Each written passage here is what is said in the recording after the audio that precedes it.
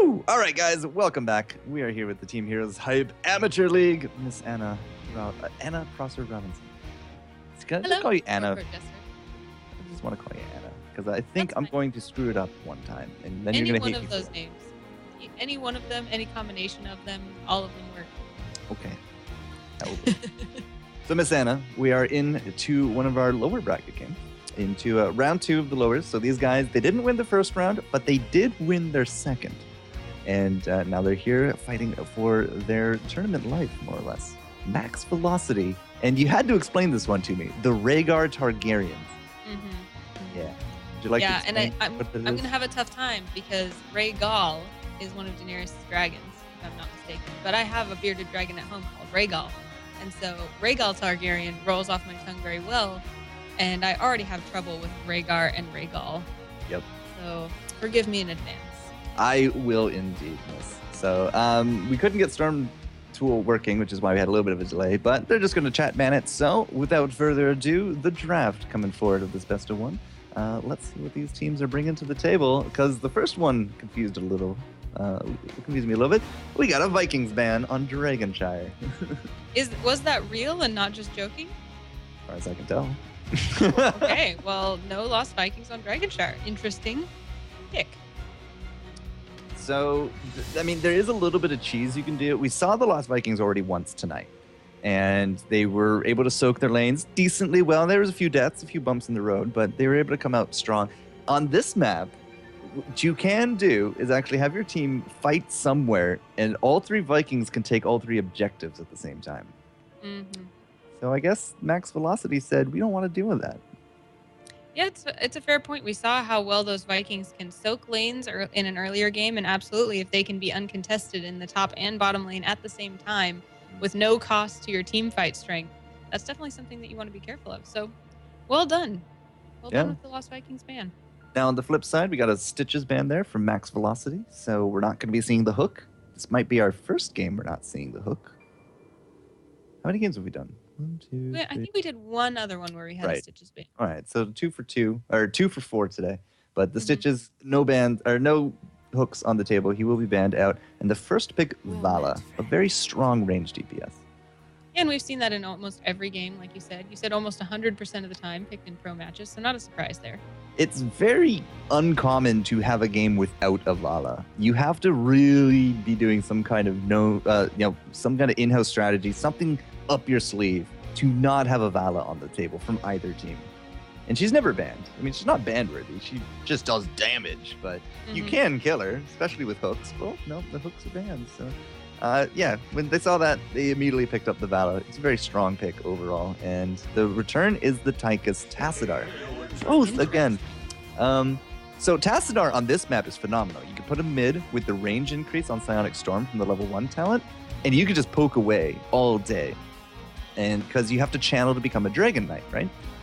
You also have the Oracle in the mid. This isn't the biggest of maps, reveals a good chunk of the map, so you can keep track of your opponents. And of course, he has the Healing Ward, the shields. He can go into a very bruiser-heavy build with the Archon.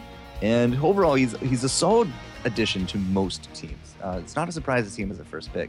But Tychus, have you tried out the new Tychus this patch? No, and it's pretty telling that we haven't seen him at all yet today. This is the first time. That's a good point. Yeah, this is our first game with him. Mm-hmm. And tell us a little bit about why you think that is. I just realized I hit Rainer instead of Tychus on my UI. They look a lot alike. We've all done it. Yeah. What was it? The first band was Lost Vikings, Stitches. I'm just retracing steps here. Vala, Tychus. There we go. Tassadar. Yeah. Not Rainer. Oh, it reset. I'm okay. The next picks, we'll get back to Tychus, was Malfurion and Arthas. That's a really interesting combination. Arthas, of course, it's a frontliner. Malfurion, great heals. We saw Malfurion earlier, and he did really good, didn't he? Yeah, very strong. Right. And especially, I think, did we see him paired with an Arthas? I can't remember. But being able to control the crowd and heal alongside a tank is probably something that's going to be very valuable. All right, there we go. Finally, the right draft is now. I'm sorry about that, guys. Totally my fault. Yeah, Fail Court Jester is visiting us today. We did see Arthas earlier, but he was... I do believe he did have a double tank setup. I think he was with Stitches, though. But Right. the Malfurion, the Tranquility, that we saw the big power of the Tranquility early. If you can't burst down the Malfurion, he's going to heal his entire team. So that's going to be something from Max Velocity to really look at, depending on the rest of the draft. So after that, Max Velocity, I mean, they got themselves the Tychus and the Tassadar. They go Rehgar and Muradin. So we talked a lot about double support builds today, right? We finally have like a double support build, and it's Max Velocity. Although the Tassadar earlier on is more support, but later on he's more bruiser. But either way, we have 2 healing wards available to Max Velocity, and a set of shields and a set of heals. That's a really solid way to go. Absolutely. It's going to be really, really hard with, you know, the kind of damage soaking power of Arthas as well, where they can just heal him up and, you know, shield him up, and he can heal up and shield up himself. He's going to be a never die Arthas. If he was on their team. Yep. Just kidding. It's really hard for me to follow along from the chat. Yeah, you're not used to the chat bands either. Just kidding. So the last, so it's the Muradin to go with that. So it's probably going to be a never die Muradin if he That's goes what I meant. Avatar. He has the second Totally. wind, third wind at level 16 as well. So that's fun. Can you just tell the teams not to go quite yet? That'd be appreciated.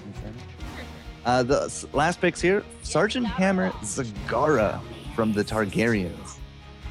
And that's a double siege comp, not something we see a ton of, because you give up a DPS slot for that extra siege.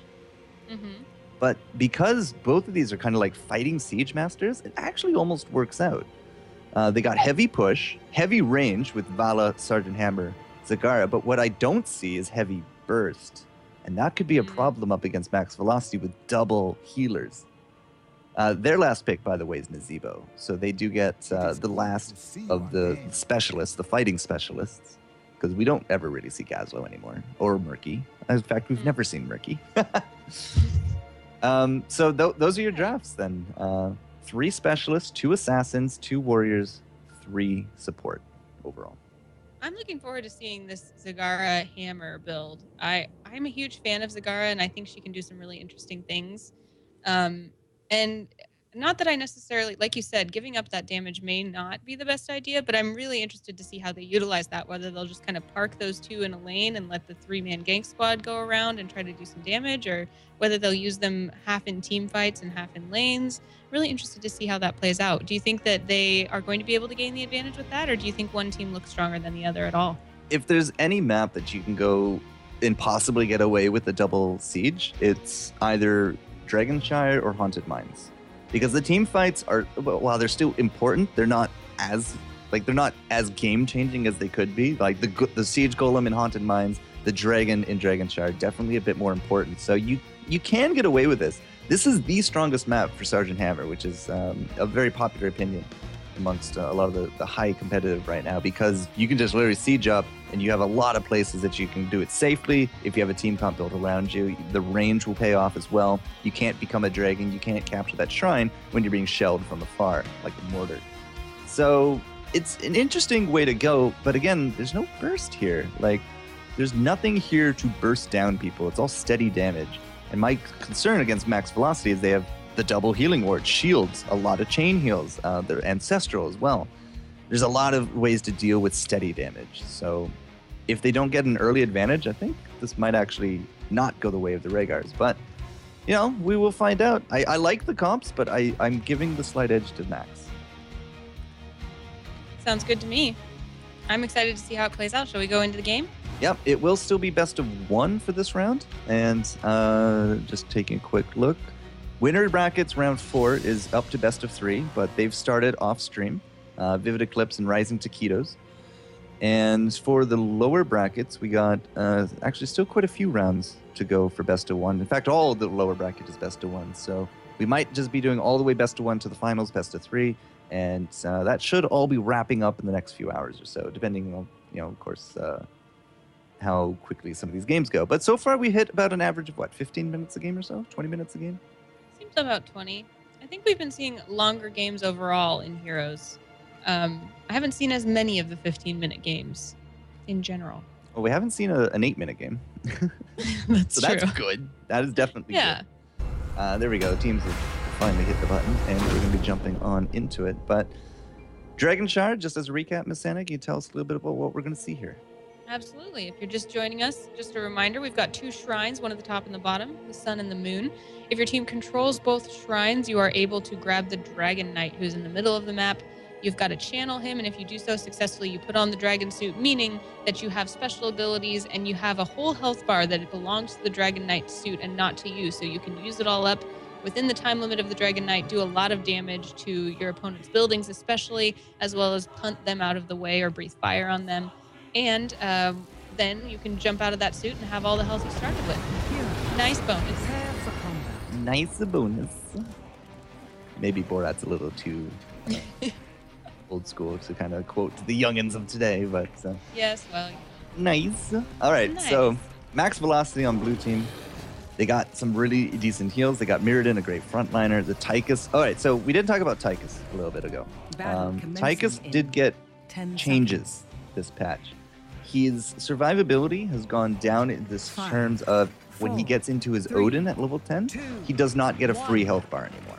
That was a big thing. That was a big strength of his. You can't really burst him down. You still can. I mean, it takes a while to get into the thing. It's a huge mech, right? It's not like you just jump in and hit the on switch and it goes off. It does take a little bit of wind-up time, but it doesn't do that anymore. But on the flip side, you can actually now, there's a dash in the Odin, so you have a little bit more maneuverability, and you can use on-demand abilities in it now. So you can use First Aid, Stone Skin, Giant Killer, Bolt. Those kind of abilities are now castable in the Odin, so they removed that limitation. So he doesn't have the free health that he used to. He still does about the same damage, and he has a bit more varied utility. So we'll have to see if he's an old school Tychus player where he pops the Odin where he's about to die and then he's just going to die and we're going to laugh, or if he's a bit of or if he's adjusted to the change. We're going to have to see a different style of play from a lot of Tychus players as well, because in that Odin, a lot of them would just kind of jump into the middle of the fight, Odin up, and rain damage down. But you can't really do that when the Odin's health bar is your health bar. So we're probably going to see him doing a little bit less of that diving that I love so much. Now, the diving, yeah, we all love to see the diving, but to see the Tychus go diving, that'd be something, I'll tell you that. Yes. Bottom lane, we've talked about this as well. I like to call this the party lane. And right now, red, the Rehgar, I'm just going to call them the Targaryens. The Targaryens are definitely partying hard in this bottom lane. They got Zagara pushing with minions. They're also draining out the ammo of these towers. And they also got the siege tank sieging up and doing some damage on these towers as well. There's no real response from max velocity. I mean, they had 2 top. They've actually rotated a little bit now. Now they actually aren't going to be responding to it. But if you let this go on for another minute or so, you're going to lose out that entire amount of gauge. And we do see them keeping Tassadar in mid and keeping Tychus up here in top. So they are keep following our advice and making sure they've got that experience soak going on, though. So they have responded with 3 in the bottom lane, but they're not over-responding by taking people out of those lanes where they can soak. And as a result, they're now able to take that Dragon Knight. They're channeling blue from both the top and bottom of the map. Yeah, that bottom lane collapse has actually dealt with this push lane really well. We've lost the healer down here. She's actually in the mid. Blue has actually stolen out the bottom shrine. So the bottom shrine is no longer a threat, but they weren't able to kind of stay here as long as they needed to. Zagara and Siege Tank have actually reverted the blue to red, and blue's going to be taking top. If this continues on, I call this the do-si-do or the merry-go-round, because we just keep going back and forth, back and forth, back and forth. Nothing really is going to happen. But the bottom line is that nobody's getting a dragon. Right, and as long as you can prevent the other team from getting a dragon, and you're still soaking a defeat, you're not losing anything. It doesn't matter if you're not getting the dragon, if it's going to be a cost to you in order to get it, if that makes any sense. Now, if somebody dies while doing this trade-off, that is where you're going to start seeing a bit more of an uneven advantage. But if nobody dies and they keep contesting and they keep going back and forth, for sure, you're not losing anything whatsoever. The creep waves are right there, so you're soaking while pushing. and at the same time, mid is not going anywhere either. And putting a Tassadar mid, again, is usually what you're going to see if you do pick up a Tassadar. He's a great one-on-one. He will control the mid. It's not the biggest of maps in the Oracle, can do some good things in terms of vision.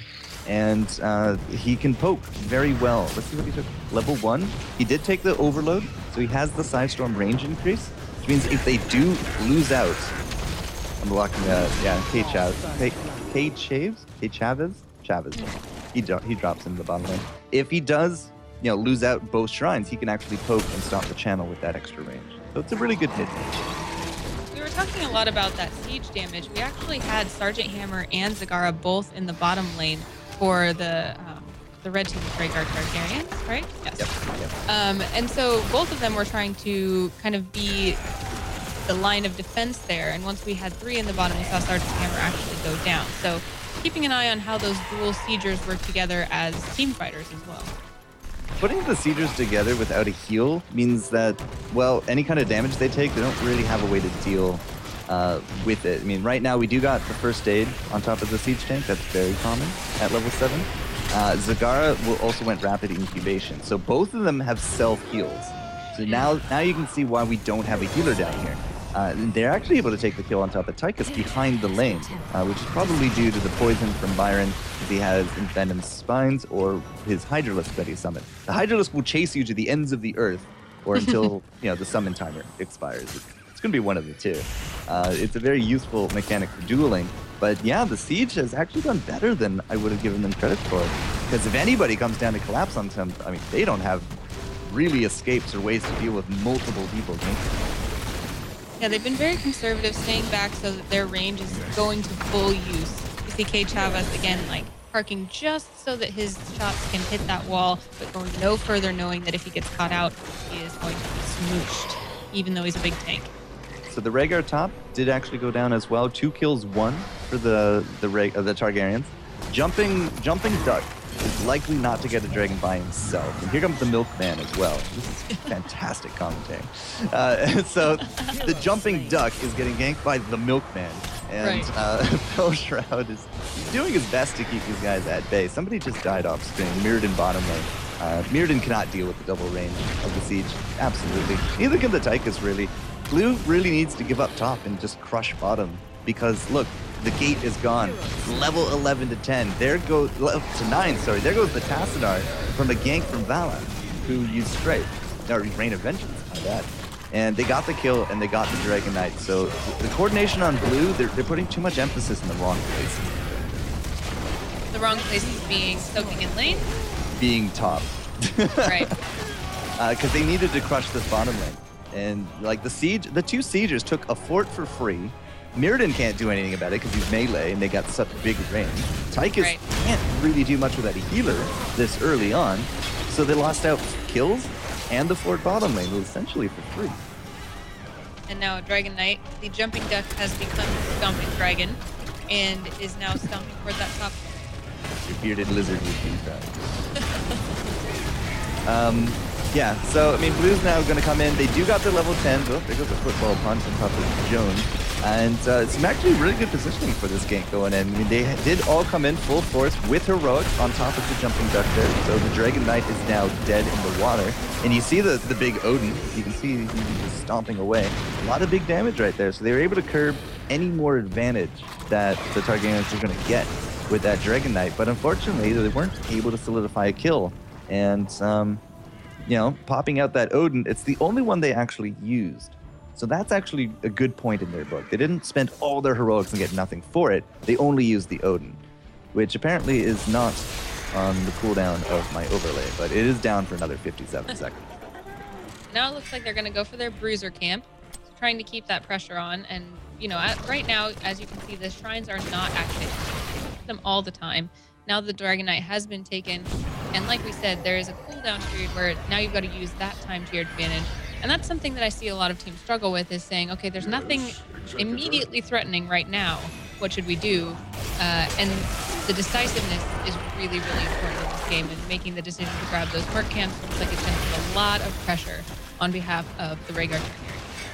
Yeah, so it's pretty much exactly as you say. When the Dragon Knight is down, the creeps come back up. They're primed for their picking.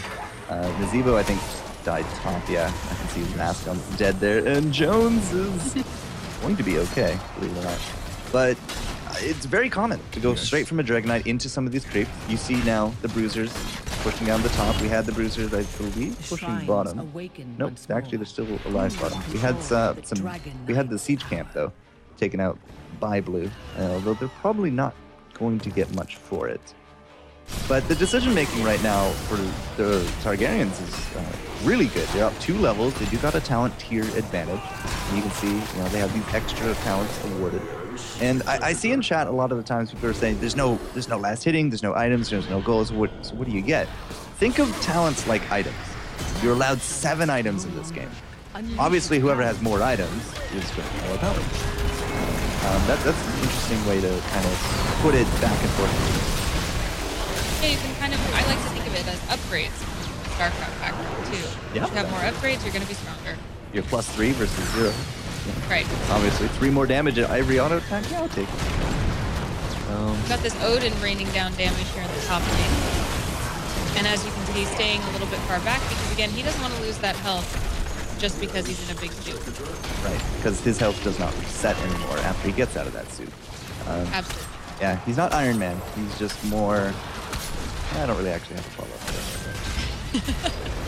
up. Yeah, we do have the Nidus network going down around here, which is an interesting thing to see from Zagara. A lot of times you're going to see her Devouring Maw ultimate, which is going to pull everyone in and kind of chomp on them for a little while, take them out of commission. But the Nidus network here on this map means that she has a lot of mobility. She can jump all over the map, and that's going to help on the here in the Dragon Shower, although it looks like she's cooking kind of all toward the middle, which is interesting. I would have expected to see them more top, bottom, and middle. Well, Zagara, I don't even think has explored the upper half of the map as of yet. Wow, she's going to throw down the Nidus network and use it to get out of that situation. Whoa. What Varnar needed to do was Frag Grenade. I know you can't really see that under the underlay, but he had a Frag Grenade up. The Frag Grenade would interrupt that channel to get out of that, which means it would have been a dead Zagara. And we didn't see that, which is a little bit of a misstep there from the Tychus. But the Nidus network, you can zip zoom around the map because it's literally like, if you've played StarCraft, you know exactly what the Nidus network is. But if you haven't, what is it, Miss Anna? The Nidus network is basically a giant worm tube that eats you and then poops you out somewhere else on the map. To say it in the grossest term possible. No, very... So it's a tunnel, basically. Right. It's a tunnel, and you can get from point A to point B in a relatively short amount of time. It's like if everyone had a false dead ultimate, except they can travel on the ground. Sky, which is good. Right now, both shrines are actually red. Varna's now going to pop out that Odin, and here comes Silkor. Right on top of that jumping duck. Big heal there on top of the Odin. Needs to stay healthy if he wants to do the damage, but it is going to be Mirrodin. He's really low on the hit points. Fellshroud now in the back as well. Is it me, or have I not seen a single healing ward? Because we have 2 of them. I guess I just haven't seen them on camera. I haven't seen them either. Are they using them? All right, one's down. Where's Rehgar? This is down. All right, so they were somewhere, which is good, because if they didn't, that was a major mistake. The damage just wasn't enough. They weren't able to take down the very survivable Arthas, and instead, all the triple range from the Targaryens is just really starting to add up on top of max velocity. They keep going in and keep getting chunked down, and that means they don't have the pressure they need. Now they're dealing with another Dragon Knight. And now we can see that all 5 of maximum velocity are here in the middle, but because Jumping Duck is in the Dragon suit, they only need 4 from the Rehgar Targaryens to put that pressure, and they've got Bad Wolf and Malfurion up here in the top lane, pushing away, just ping, ping, ping, making sure that he does some damage and is soaking while that attack is going on. Exactly right. So he's going to get a fort while we have the Dragon Knight push in mid. Dragon's not going to get any more kills, I don't think. We're also not going to kill him, but a running away Dragon Knight is not a pushing Dragon Knight, so that's definitely a win. There's the healing ward that we've been playing, so that's good. Healing ward takes 3% hit points for 10 seconds. Yeah. It's a 30% heal over time. It's really strong if you don't have the burst, like we don't really have here from the Targaryens, but they have maintained a 3-level lead because their triple range damage has just been absolutely unstoppable up against max velocity. They got all the forts, they've had all the dragons, and now they're putting up some keep pressure. There's that healing ward again, all lonely by itself with no one to heal. that's okay. Where is At it? least they're using it. It was in the mid lane. Okay, yeah. They ran away from it, I suppose, huh? Zagara trying to use that Nidus network. Does get interrupted on it this time and will drop. So he's not going to go mid. Not going to go to the other mid. You are right. Is it really just those 2 mid? Yeah, that's all I can see. There were 3 mid. Now it's 2. Interesting. So really interesting, because if I were using Zagara on this map, what I would try to do is have them near the shrines. Although obviously they're going to be highly contested and people are going to try to kill them a lot, but it would help me to be able to run up, grab one shrine, run down, grab the other shrine, and hopefully get my team the advantage and grab the shrine. Ooh, nice healing ward up here from Felshroud. Will keep their entire team really healthy as they got the kill on top of Malfurion. And a 3-man defense here from the Targaryens. This is where you want to be pushing. This is where you want max velocity to be trying to press home their advantage, because they got 2 team members up. The Odin is... Where's the Odin? Odin is actually up and ready to go. They could easily collapse on this. Have Mirrodin jump in. You got the Ancestral healing from the Rehgar. They're throwing down their 2nd healing ward here as well. But Mirrodin just taking way too many pot shots, and Chava's there with that range on the siege tank was actually able to bring it to a kill. So it looked very hesitant. Max Velocity didn't really seem too confident in their ability to fight, but you also don't want to be standing on top of the Rain of Death, it's known as Sergeant Hammer, especially. Yeah, that's one of those situations where maybe you do want to kind of take the risk, and you know that there are only 3 opposing teammates up against you. You know that you've got someone like Mirrodin who can take a few shots. So if you can really, charge in and support him, that could be a place where you could do a lot of damage and really set yourself up for kind of pulling back toward that equal XP, where now they're down, well, a little less than 3 levels. Yeah, but the big difference here is level 20, Miss Anna. That's right. Well on its way. Something I have to point out is that Zagara was not part of a lot of these team fights. She's using the Nidus network to control the creeps in the bottom. And look at this push. This push bottom, while everybody was up top and they didn't get a push, they lost out this bottom keep to mercenaries. It was literally quite a lot of mercenaries. for free. Nobody came down here. They lost out the keep. The mid keep is now taking damage. Nazeebo's the only defender. Everybody's actually dying now 5v4 in the top because there's no Nazeebo, because there's nobody defending their base. And this is, again, one of the biggest sins. Well, maybe not, but it's the biggest follies that you can do in this game. Is when you're in the late game, strength in numbers. Nazeebo was defending, that led into a 5v4 late game where these death timers are significant.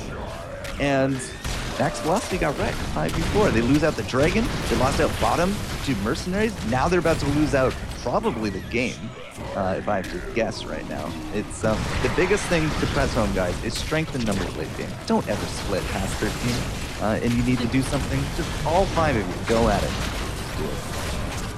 And that's that, the breathing or the cycle that you were talking about, that will expand and collapse, expand and collapse. Right now, it looks like maybe they got a little bit out of that. Yeah. The split pushing tactics from the Targaryens have been absolutely on point, though. Sergeant Hammer and Zagara have literally controlled the bottom lane all game, whereas the other 3 core have been back and forth. It was a little bit more of a merry-go-round in the beginning, but the late game mercs, the map pressure from the double siege worked out extremely well for them, and that last team fight basically sealed the deal. And looking at this screen, it may feel like, oh, why aren't all of the Rehgar Targaryens pushing on the core? But they are. You just have Sergeant Hammer who gets to sit back here in his lounge chair, her lounge chair, rather, and just wail on the core without even being anywhere close to the fighting that was going on. So she's ending the game with full health. Full health, big range, and a really nice setup there from the Malfurion as well. So this wasn't a team fighting comp. It was literally split pushing and get to those objectives and overwhelm the opponents who weren't able to split and deal effectively, and then they lost some fights, and they didn't stick together when they needed to, and they didn't put the pressure where they needed to when they needed to. And the Targaryens, I don't know how this translates to Game of Thrones, but the Targaryens are coming back. It translates very well. It is the time, the era of the Targaryens is at hand. Again, they shall rule with an iron fist and dragons. Iron fist. Yeah, I'm intrigued by that. Something I really like about heroes is that even when a hero is in a particular class, such as like a specialist or a support or something like that, there are a lot of uses beyond that classification for that hero. And seeing both Sagara and Sergeant Hammer being applicable both in team fights as well as with pushing, as well as with some mobility, is really exciting and is one of the most thrilling things about this game, I think, for me. There's a lot of different ways you can make your team comps, a lot of different ways to play the heroes. And we saw a nice split comp right there from the Targaryens, but they were able to collapse for team fights when they needed. And that's something I think Max Velocity, if they go back to those replays, they'll see the things that they lost versus the things that they gained, especially early to mid. The first Dragon Knight came out, 4 or 5 minutes in? And by then, nobody had contested bottom. They lost out an entire fort. Like an entire fort of experience, plus the towers, plus the Dragon Knight. They maintained at least a level lead right from then on, and they were able to end game 3 levels up, I think it was. At least 2. Yeah, I think something like that. They were able to latch on, and there wasn't a lot of early game contest, and Max Velocity just couldn't come back out of that. Yeah, well played, and unfortunately that does eliminate Maximum Velocity from the tournament. So just for this week. Yeah, just for this week. Just for now. That means that they move on, the Targaryens move on to go up against Psionic in round 3 of the lower bracket. I'm not entirely too sure who we're going to be covering next, but I kind of want to do the Risky Biscuits and the Runny Gravy. That does sound like a perfect combo. The Risky Biscuits and the Runny. Risky Biscuits. I was reminded of Total Biscuit for some reason. The Risky Biscuit. I don't know who the funny or the Runny Gravy would be. The Funny Gravy? But either way, too good of a combo to pass up. They're going up against Throw Academy next. Velocity will take on Psionic. Vitality, the MIM team from Dongate, will take on Cross Punchers, and we've seen both of them on stream. And Righteous Gaming actually beat Duality to take on the other MIM team, Supremacy. So we're going to find out which one we can cover as we come back here for the Amateur League. Your webcam still hates me, but it's not too terrible this round. Good to know. Good to know. All right, guys. We'll see you in a few minutes with our next match. Miss Anna and I will return.